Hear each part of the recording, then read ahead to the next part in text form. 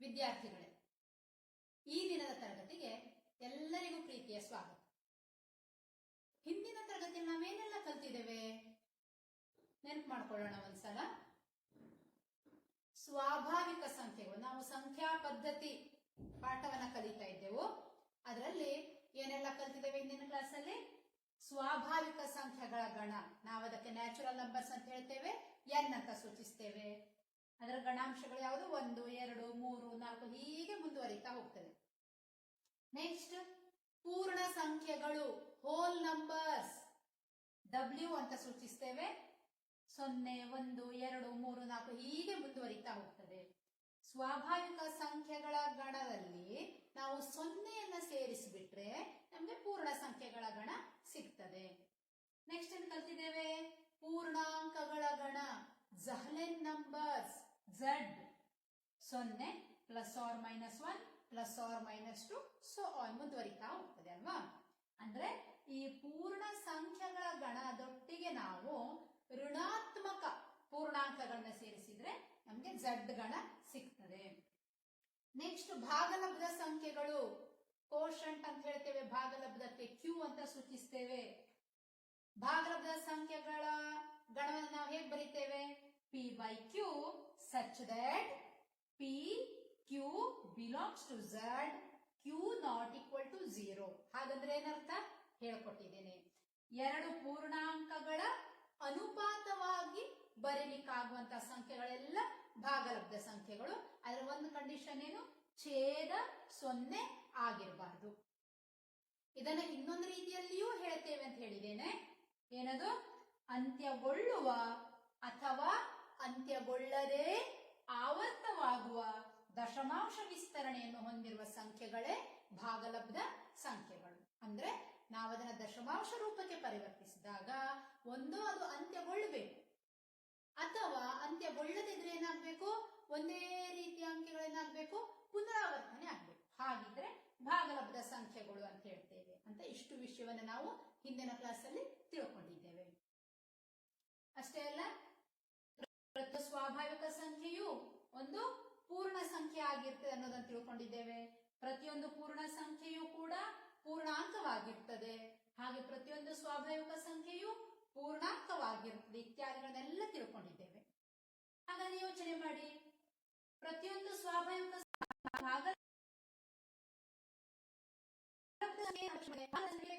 P by Q ರೂಪದಲ್ಲಿ ಇರಬೇಕು ಅಲ್ವಾ? ಹಾಗಾದ್ರೆ ಈ ಸ್ವಾಭಾವಿಕ ಸಂಖ್ಯೆಗಳನ್ನೆಲ್ಲ ನಾವು ಈ ರೀತಿ ಬರೀಬಹುದಾ? ಖಂಡಿತ ಬರೀಬಹುದು. ಯಾವುದೇ ಸಂಖ್ಯೆಯನ್ನ 1ರಿಂದ ಭಾಗಿಸಿದ್ರೆ ನಮಗೆ ಅದೇ ಸಂಖ್ಯೆ ಸಿಗ್ತದೆ, ಗೊತ್ತಿದೆ ಇದು. 2, ಇದನ್ನ ನಾವು ಹೇಗೆ ಬರೀಬಹುದು? 2 ಭಾಗಿಸು 1 ಅಂತ ಬರೀಬಹುದಲ್ವಾ? ಬೆಲೆಯಲ್ಲಿ ಏನು ವ್ಯತ್ಯಾಸ ಆಗೋದಿಲ್ಲ. ಈಗ P ಭಾಗಿಸು Q ರೂಪ ಆಗಿದೆ ಇದು. ಆದ್ದರಿಂದ 2 ಇದು ಭಾಗಲಬ್ಧ ಸಂಖ್ಯೆ ಆಗಿದೆ. ಹಾಗೆ 3ಅನ್ನ ತಗೊಂಡ್ರೆ 3 ಭಾಗಿಸು 1 ಅಂತ ಬರೀಬಹುದು. ಹಾಗಾಗಿ ಎಲ್ಲ ಸ್ವಾಭಾವಿಕ ಸಂಖ್ಯೆಗಳು ಕೂಡ ಭಾಗಲಬ್ಧ ಸಂಖ್ಯೆಗಳೇ. ಪೂರ್ಣ ಸಂಖ್ಯೆಗಳು, ಇದರಲ್ಲಿ ಎಕ್ಸ್ಟ್ರಾ ಬಂದಿರೋದು ಯಾವುದು? 0 ಮಾತ್ರ. 0ಯನ್ನು ನಾವು P ಭಾಗಿಸು Q ರೂಪದಲ್ಲಿ ಬರೀಬಹುದಾ? 0ಯನ್ನು ನಾವು 0 ಭಾಗಿಸು 1 ಅಂತ ಬರೀಬಹುದು. 0 ಭಾಗಿಸು 1 ಅಂದ್ರೆ 0.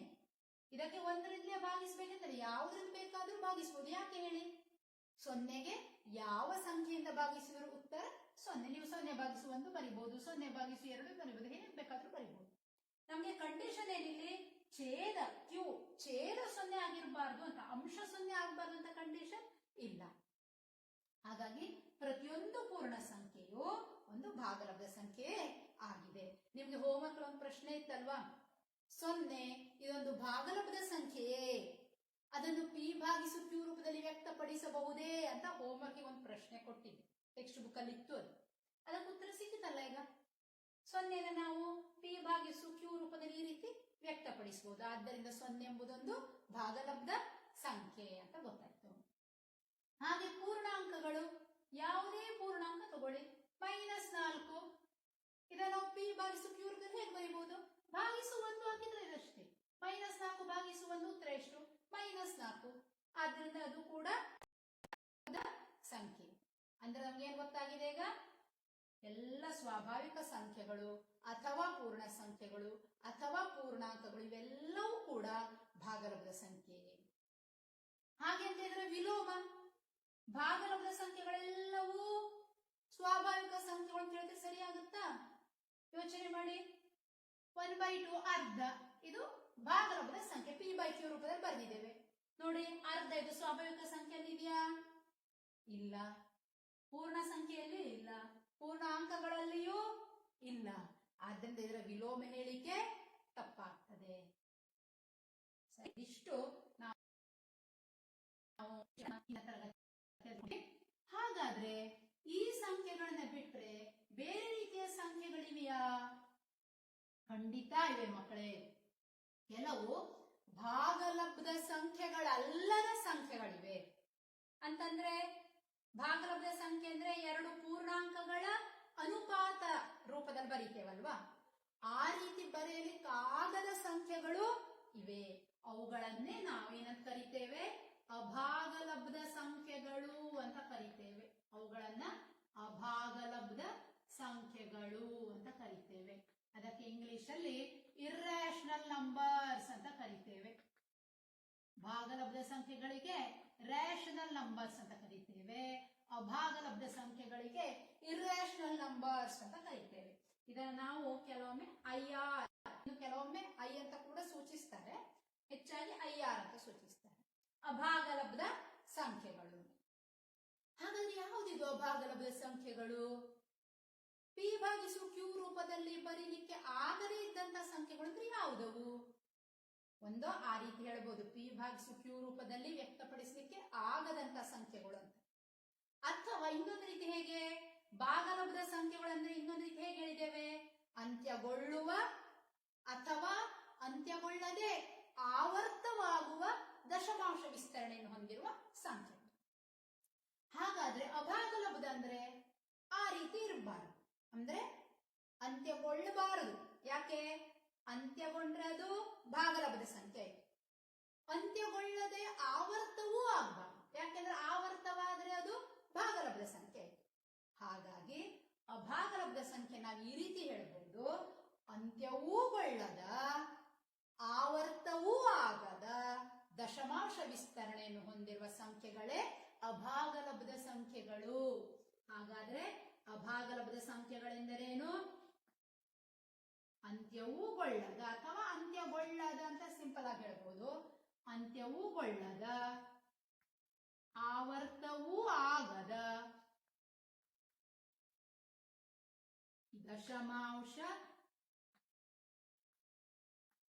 ವಿಸ್ತರಣೆಯನ್ನು ಹೊಂದಿರುವ ಸಂಖ್ಯೆಗಳು ಇವೆ ಅಭಾಗಲಬ್ಧ ಸಂಖ್ಯೆಗಳು.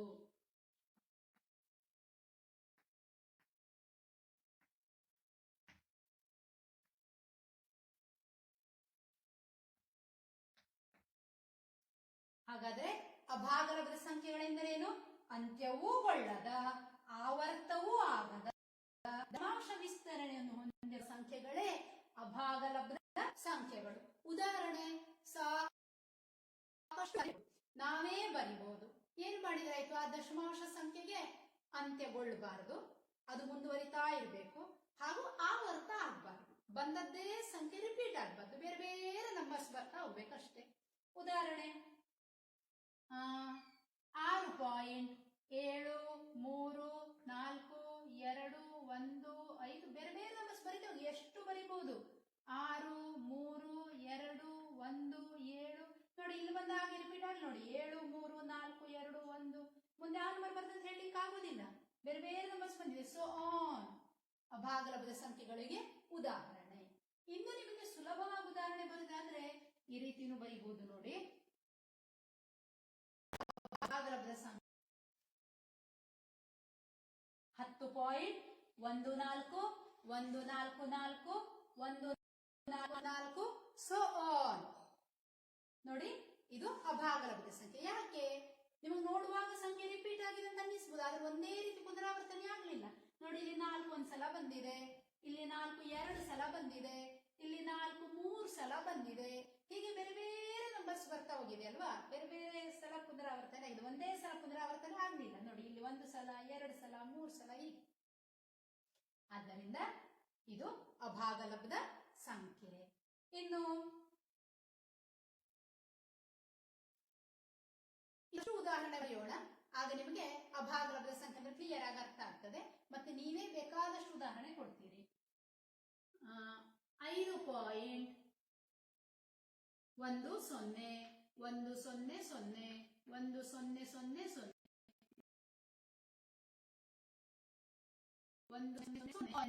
ಈ ಸೋ ಆನ್ ಹಾಕ್ಲೇಬೇಕು.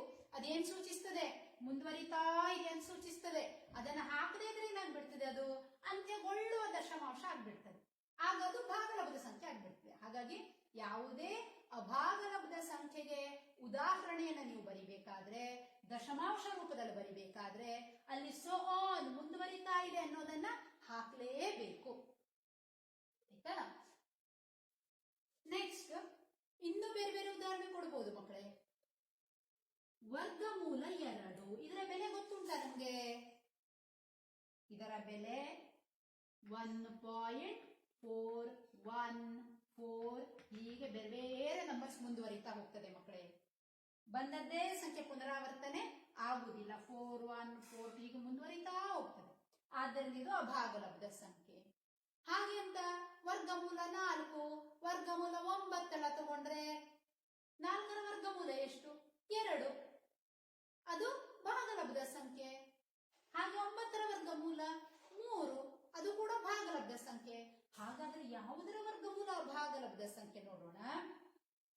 ಪೂರ್ಣ ವರ್ಗ ಸಂಖ್ಯೆಗಳಲ್ಲದ ಸಂಖ್ಯೆಗಳ ವರ್ಗಮೂಲಗಳನ್ನೆಲ್ಲ ತಗೊಂಡ್ರೆ ಅದು ಅಭಾಗಲಬ್ಧ ಆಗ್ತದೆ. ಉದಾಹರಣೆಗೆ ನೋಡಿ, ಈ ಸಂಖ್ಯೆಗಳನ್ನ ಬಿಟ್ಬಿಡಿ. 1ರ ವರ್ಗ 1, 2ರ ವರ್ಗ 4, 3ರ ವರ್ಗ 9, 4ರ ವರ್ಗ 16.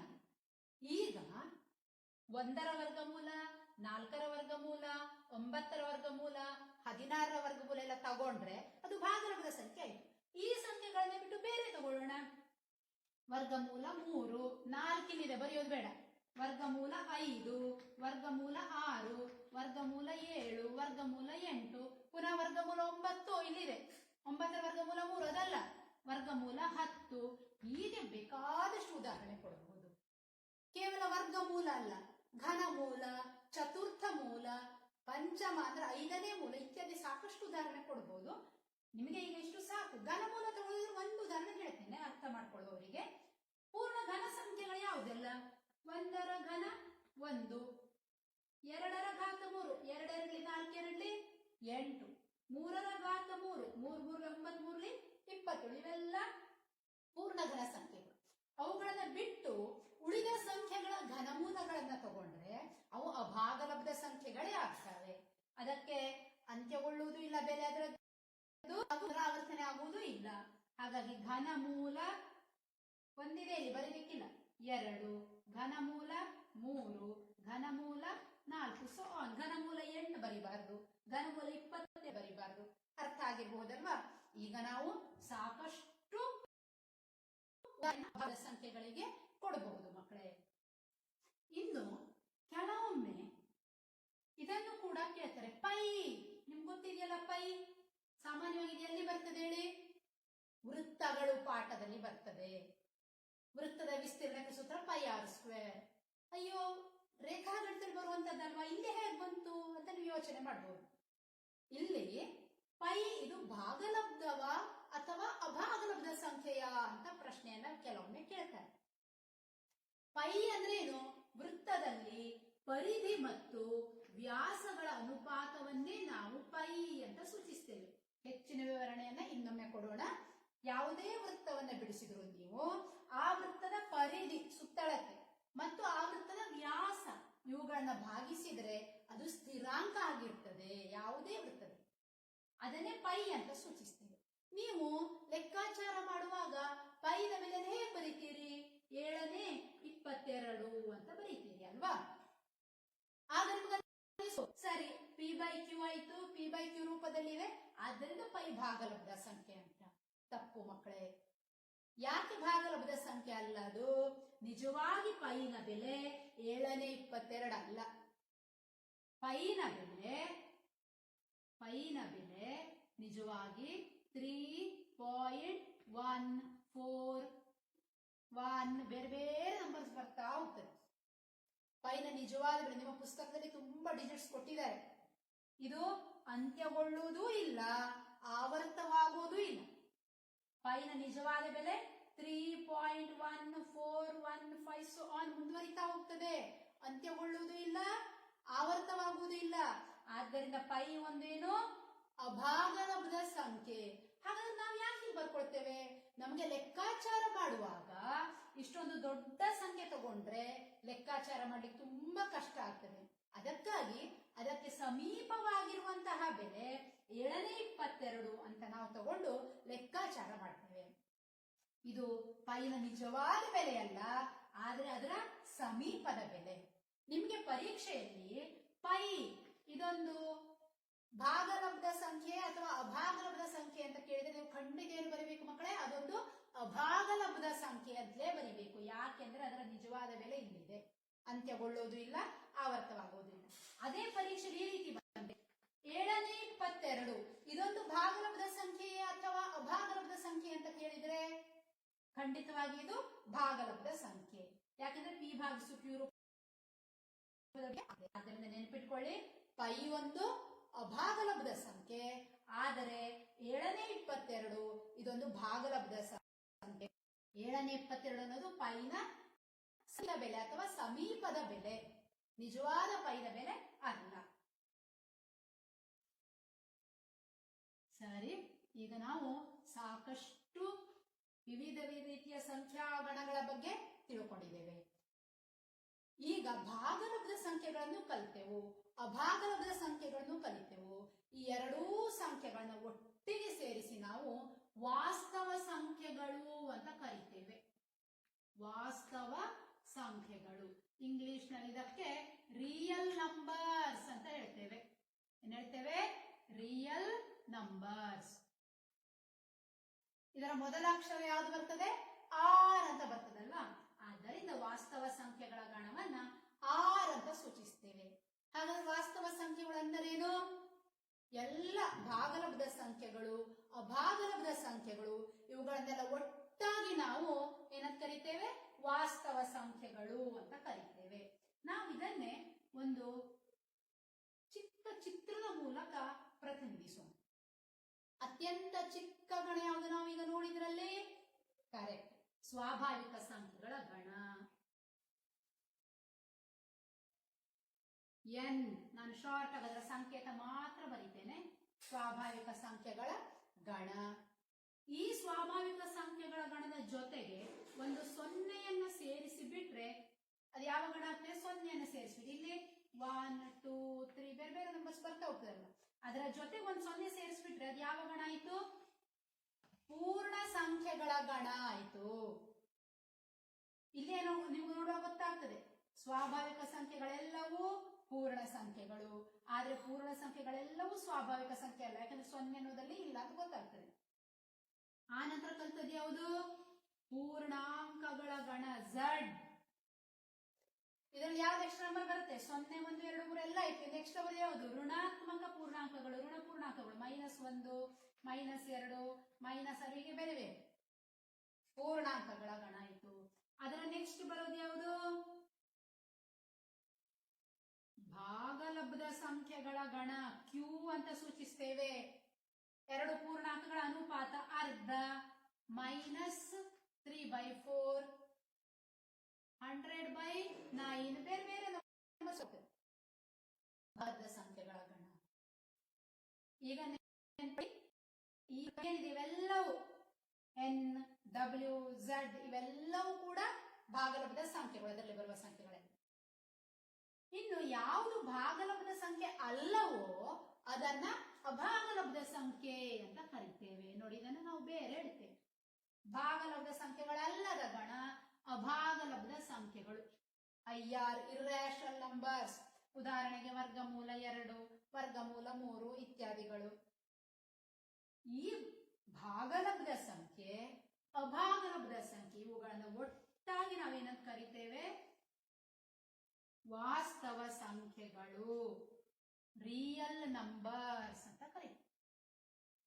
ಭಾಗಲಬ್ಧ ಸಂಖ್ಯೆಗಳು, ಅಭಾಗಲಬ್ಧ ಸಂಖ್ಯೆಗಳು ಇವುಗಳನ್ನ ಒಟ್ಟಾಗಿ ನಾವು ವಾಸ್ತವ ಸಂಖ್ಯೆಗಳು ಅಥವಾ ರಿಯಲ್ ನಂಬರ್ಸ್ ಅಂತ ಕರೀತೇವೆ. ಈ ರೀತಿ ನಾವು ಸಂಖ್ಯಾ ಪದ್ಧತಿಯಲ್ಲಿ ಬರುವ ವಿವಿಧ ಸಂಖ್ಯಾಗಣಗಳ ಬಗ್ಗೆ ತಿಳ್ಕೊಂಡಿದ್ದೇವೆ. ಹಾಗಾದರೆ ನಮ್ಗೆ ಸ್ವಾಭಾವಿಕ ಸಂಖ್ಯೆಗಳಲ್ಲಿ ಗೊತ್ತಿದೆ ಏನು? ಅಪರಿಮಿತ ಗಣ. ಮುಂದುವರಿತಾ ಹೋಗ್ತೇವೆ. 1 2 3 4 ಸೋನ್ ಎಷ್ಟು ದೊಡ್ಡ ಸಂಖ್ಯೆ ಬಂದ್ರು ಅದಕ್ಕಿಂತ ದೊಡ್ಡ ಸಂಖ್ಯೆ ಬರೀಲಿಕ್ಕೆ ಆಗ್ತದೆ ಅಂತ ನೋಡಿದ್ದೇವೆ. ಹಾಗೆ ಪೂರ್ಣ ಸಂಖ್ಯೆಗಳಲ್ಲಿ ನೋಡಿದ್ದೇವೆ, ಪೂರ್ಣಾಂಕಗಳಲ್ಲಿಯೂ ನೋಡಿದ್ದೇವೆ. +or-1 +or-2 ಹೀಗೆ ಮುಂದುವರಿತಾ ಹೋಗ್ತದೆ. ಹಾಗಾದ್ರೆ ಭಾಗಲಬ್ಧ ಸಂಖ್ಯೆಗಳಲ್ಲಿ ನಾವಲ್ಲಿ ಗಣಾಂಶ ಪದ್ಧತಿಯಲ್ಲಿ ಬರೀಲಿಕ್ಕೆ ಆಗ್ಲಿಲ್ಲ. ನಮ್ಗೆ ಎಷ್ಟು ಭಾಗಲಬ್ಧ ಸಂಖ್ಯೆಗಳಿವೆ? ಜಸ್ಟ್ ಒಂದು ಸಂಖ್ಯಾ ರೇಖೆ ಹೇಳ್ತೇನೆ.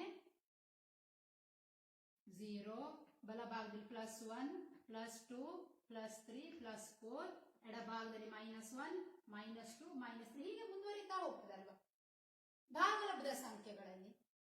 ಈಗ 1 2 ಇವುಗಳ ಸರಿಯಾಗಿ 1 2ರ ಮಧ್ಯದಲ್ಲಿ ಯಾವ ನಂಬರ್ ಬರೀಬಹುದು ನಾವು? 1 ಮತ್ತು 2ರ ಮಧ್ಯದಲ್ಲಿ 1/2 ಅಲ್ವಾ? 1/2 ಅಂದ್ರೆ 3/2 3/2 ಅಂತ ಬರೀಬಹುದು. 0 ಮತ್ತು 1ರ ಮಧ್ಯದಲ್ಲಿ 0 ಮತ್ತು 1ರ ಸರಿಯಾಗಿ ನಡುವೆ ಯಾವ ನಂಬರ್ ಬರ್ತದೆ? ಅರ್ಧ ಬರ್ತದೆ. ಕರೆಕ್ಟ್. 0 ಮತ್ತು ಅರ್ಧದ ನಡುವೆ ಅರ್ಧದ ಹೇಗೆ ಮಾಡಬಹುದು ಇದನ್ನು ನೋಡಿ. ಇವೆರಡನ್ನು ಕೂಡಿಸುವುದು 2ರಿಂದ ಭಾಗಿಸು. 0 ಕೂಡಿಸು ಅರ್ಧ ಅರ್ಧ, ಅದನ್ನ 2ರಿಂದ ಭಾಗಿಸಿದ್ರೆ 1/4 ಬರ್ತದೆ. ಹಾಗೆ ಅರ್ಧ ಮತ್ತು 1ರ ನಡುವೆ ಮುಕ್ಕಾಲು. ಹೀಗೆ ಎಷ್ಟು ಬರೀಬಹುದು ಮಕ್ಕಳೇ? ಬೇಕಾದಷ್ಟು ಭಾಗಲಬ್ಧ ಸಂಖ್ಯೆಗಳನ್ನ ಬರೀಬಹುದು. ಯಾವುದೇ 2 ಭಾಗಲಬ್ಧ ಸಂಖ್ಯೆ ತಗೊಳ್ಳಿ, ಯಾವುದೇ 2 ಭಾಗಲಬ್ಧ ಸಂಖ್ಯೆ, ಅವುಗಳ ನಡುವೆ ಅಪರಿಮಿತ ಭಾಗಲಬ್ಧ ಸಂಖ್ಯೆಗಳಿರ್ತವೆ. ಹೇಗೆ ಕಂಡುಹಿಡಿಯೋದು? ಆ 2 ನಂಬರ್ ಅನ್ನ ಕೂಡಿಸೋದು, 2ರಿಂದ ಭಾಗಿಸೋದು ಮಾಡಿದ್ರೆ ನಮ್ಗೆ ಸಿಗ್ತಾ ಹೋಗ್ತೀವಿ. ಎಷ್ಟು ಬೇಕಾದ್ರೂ ಬರೀಬಹುದು. ಇನ್ನು ಬೇರೆ ಬೇರೆ ವಿಧಾನಗಳಿವೆ ಮಾಡಲಿಕ್ಕೆ. ಈ ವಿಧಾನವನ್ನು ಕೂಡ ನಾನು ನಿಮಗೆ ನೆಕ್ಸ್ಟ್ ಕ್ಲಾಸ್ ಅಲ್ಲಿ ಇನ್ನೂ ಹೆಚ್ಚು ಅರ್ಥೈಸಿ ಹೇಳಿಕೊಡ್ತೇನೆ. ಹಾಗೆ ಅಭಾಗಲಬ್ಧ ಸಂಖ್ಯೆಗಳು, ಈ ಸಂಖ್ಯಾ ರೇಖೆ ಮೇಲೆ ಅಭಾಗಲಬ್ಧ ಸಂಖ್ಯೆಗಳನ್ನು ಕೂಡ ನಾವು ಗುರುತಿಸಬಹುದು. ಭಾಗಲಬ್ಧ ಸಂಖ್ಯೆ ಸುಲಭವಾಗಿ ಗುರುತಿಸಲಿಕ್ಕೆ ಆಗ್ತದೆ. ಅಭಾಗಲಬ್ಧ ಸಂಖ್ಯೆಗಳನ್ನು ಗುರುತಿಸುವುದಕ್ಕೆ ಬೇರೆಯೇ ವಿಧಾನ ಇದೆ, ಅದನ್ನು ನಾವು ತಿಳ್ಕೊಳ್ಳೋಣ. ಹೀಗೆ ನಮ್ಮ ಸಂಖ್ಯಾ ರೇಖೆಯ ಮೇಲೆ ಅಪರಿಮಿತ ಭಾಗಲಬ್ಧ ಸಂಖ್ಯೆಗಳನ್ನು ಗುರುತಿಸಬಹುದು, ಅಪರಿಮಿತ ಅಭಾಗಲಬ್ಧ ಸಂಖ್ಯೆಗಳನ್ನು ಗುರುತಿಸಬಹುದು. ಬೇಕಾದಷ್ಟಿವೆ. ಹಾಗಾಗಿ ನಿಮಗೆ ಈ ವರ್ಷ ಒಂದು ಕಾನ್ಸೆಪ್ಟ್ ಇದೆ, ವಾಸ್ತವ ಸಂಖ್ಯೆಗಳನ್ನು ಸಂಖ್ಯಾ ರೇಖೆ ಮೇಲೆ ಗುರುತಿಸುವುದು ಅಂತ ಒಂದಿದೆ. ಅದನ್ನು ನಾವು ನಮ್ಮ ನೆಕ್ಸ್ಟ್ ಕ್ಲಾಸ್ ಅಲ್ಲಿ ಕಲಿಯೋಣ. ಹಾಗೆಯೇ ಯಾವುದೇ 2 ಭಾಗಲಬ್ಧ ಸಂಖ್ಯೆಗಳ ನಡುವೆ ಇರುವಂತಹ ಕೆಲವು ಭಾಗಲಬ್ಧ ಸಂಖ್ಯೆಗಳನ್ನ ಕಂಡುಹಿಡಿಯುವಂತಹದ್ದಿದೆ. ಅದೇ ರೀತಿ ಅಭಾಗಲಬ್ಧ ಸಂಖ್ಯೆಗಳನ್ನ ಕಂಡುಹಿಡಿಯುವಂತಹದ್ದಿದೆ. ಈ ಎಲ್ಲ ವಿಷಯಗಳನ್ನ ನಾವು ನಮ್ಮ ಮುಂದಿನ ತರಗತಿಯಲ್ಲಿ ಕಲ್ತ್ಕೊಳ್ಳೋಣ. ಅಲ್ಲಿಯವರೆಗೆ ಈ 2 ಕ್ಲಾಸ್ ನಾನು ಏನು ಪಾಠ ಮಾಡಿದ್ದೇನೋ ಅದನ್ನ ಸರಿಯಾಗಿ ಮನದಟ್ಟು ಮಾಡ್ಕೊಳ್ಳಿ. ಹಾಗಾದ್ರೆ ಹೋಮ್ವರ್ಕಿಗೆ ಯಾವ ಲೆಕ್ಕ ಮಾಡಬೇಕು ನೀವು ಅಂತಂದ್ರೆ, ಈಗಾಗಲೇ ಅಭ್ಯಾಸ 1.1ರ 1 ಮತ್ತು 4ನೇ ಪ್ರಶ್ನೆ ಮಾಡಿದ್ದೀರಾ. ಹಾಗೆ ಅಭ್ಯಾಸ 1.3ರ ಕ್ವಶನ್ ನಂಬರ್ 1 ಅನ್ನ ಮಾಡಿದ್ದೀರಾ. ಈಗ ನೀವು ಅಭ್ಯಾಸ 1.3ರ 9ನೇ ಪ್ರಶ್ನೆ ಈ ರೀತಿ ಇದೆ ಪ್ರಶ್ನೆ.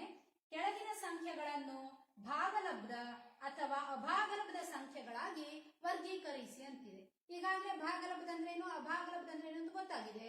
ಇವುಗಳನ್ನು ನೀವು ಭಾಗಲಬ್ಧ ಮತ್ತು ಅಭಾಗಲಬ್ಧ ಸಂಖ್ಯೆಗಳಾಗಿ ವರ್ಗೀಕರಣ ಮಾಡಿ ಬರೀಬೇಕು. ಕ್ವಶನ್ ನಂಬರ್ 9 ಅನ್ನ ಮಾಡಬಹುದು. ಹಾಗೂ ಕ್ವಶನ್ ನಂಬರ್ 7 ಅಂತ್ಯರಹಿತ ಮತ್ತು ಆವರ್ತರಹಿತ ದಶಮಾಂಶ ವಿಸ್ತರಣೆ ಹೊಂದಿರುವ 3 ಸಂಖ್ಯೆ ಬರೆಯಿರಿ. ಅಂತ್ಯರಹಿತ ಆವರ್ತರಹಿತ ಅಂದ್ರೆ ಹೇಳಿ, ಅಂತ್ಯವೂ ಗೊಳ್ಳದ ಆವರ್ತವೂ ಆಗದ ಅಂದ್ರೆ ಅಭಾಗಲಬ್ಧ ಸಂಖ್ಯೆ. ಅದಕ್ಕೆ 3 ಉದಾಹರಣೆ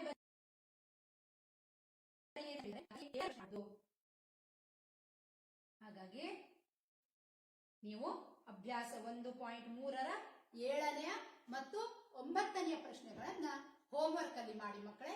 ಇನ್ನೂ ಹೆಚ್ಚಿನ ವಿಷಯವನ್ನ ನಾವು ನಮ್ಮ ಮುಂದಿನ ಕ್ಲಾಸಲ್ಲಿ ತಿಳ್ಕೊಳ್ಳೋಣ. ಎಲ್ಲರಿಗೂ ಧನ್ಯವಾದ.